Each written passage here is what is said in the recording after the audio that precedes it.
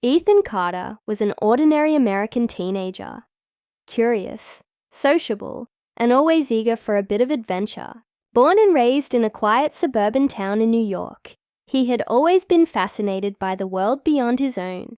He loved discovering new cultures, trying unfamiliar foods, and learning about different ways of life. His parents were passionate travelers, and when they announced a summer trip to Dubai, Ethan's excitement knew no bounds. To him, Dubai seemed like a place pulled straight out of a dream. Gleaming skyscrapers rising out of golden deserts, and a culture unlike anything he had ever experienced. When their plane finally landed, the city shimmered beneath the blazing sun, its futuristic skyline stretching across the horizon. Ethan could hardly contain his excitement. After they checked into their hotel, he pleaded with his parents to let him explore a little on his own. After some hesitation, they agreed, reminding him to stay only in safe and crowded places. Stepping outside, Ethan felt the warm breeze from the Persian Gulf brush against his face. His first destination was the lively Dubai Marina, a vibrant hub filled with color and sound. Vendors sold aromatic spices that filled the air, and bright fabrics swayed gently in the wind. In the distance, the melodic call to prayer echoed softly, blending the modern pulse of the city with its deep-rooted traditions. As he wandered through the crowd, his eyes caught sight of a group of 5 girls laughing near a fountain. They looked around his age, confident, cheerful, and stylish in their modest outfits. Some wore light scarves, while others let their hair flow freely, and together they seemed to radiate warmth and joy.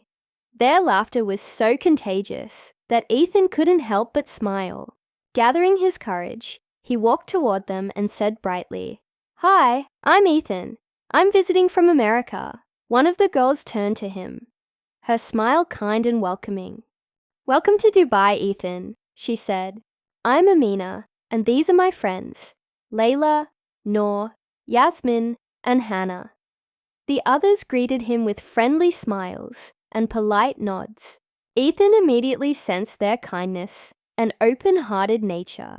They soon invited him to join them for some refreshments at a nearby cafe. There, Ethan tried Arabic coffee for the very first time. Its deep spiced aroma filled the air, and the first sip caught him by surprise. Strong, earthy, and completely unlike anything he had tasted before. They shared sweet dates and delicate pastries called baklava, laughing as they exchanged stories about their lives and dreams. The girls told him about their studies at the local university. Amina was pursuing engineering, her eyes lighting up when she talked about building things that mattered. Layla studied literature and loved poetry. Noor had a passion for painting, while Yasmin's heart belonged to environmental science. Hannah, the quietest of the group, was working toward a career in medicine. Ethan listened intently, and then shared pieces of his own world. Stories from school, his favorite baseball team, and his obsession with video games. Despite their different upbringings, they quickly realized how much they had in common. They talked about music, movies, and even traded jokes that made them all laugh until their sides hurt. Over the next several days, their friendship blossomed.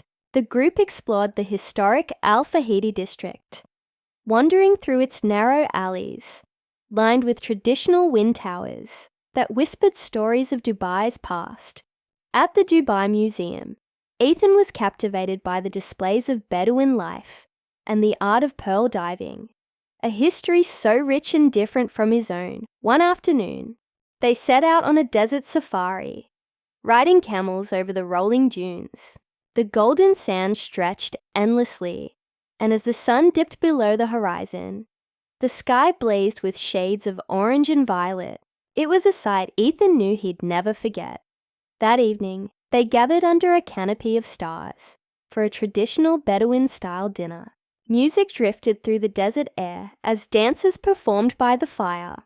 Ethan felt completely at peace, surrounded by laughter, rhythm, and the scent of grilled spices. He admired how his new friends managed to embrace both their deep-rooted traditions and the modern pulse of their city.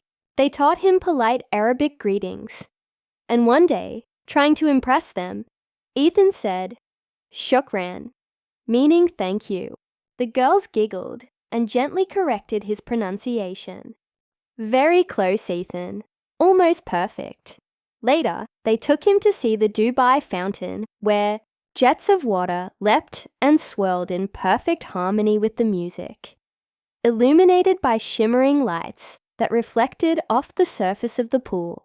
Standing there, Ethan felt something stir deep within him, a growing admiration for the city and a heartfelt gratitude for the friendships he was building. A few days later, they planned a trip to Jumeirah Beach.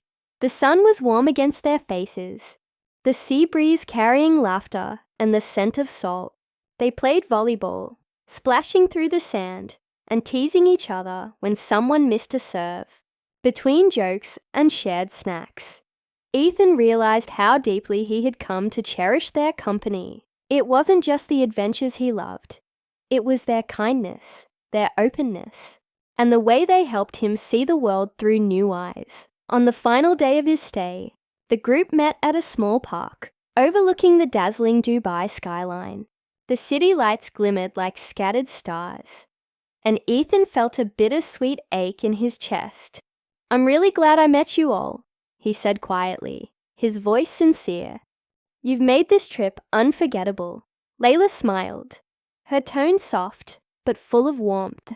"We're glad too, Ethan. Friendship knows no borders." As he boarded his flight back to America the next morning, Ethan looked out the window, watching the desert fade beneath the clouds. He carried with him more than souvenirs. He carried memories, laughter, and lessons that had changed the way he saw the world forever.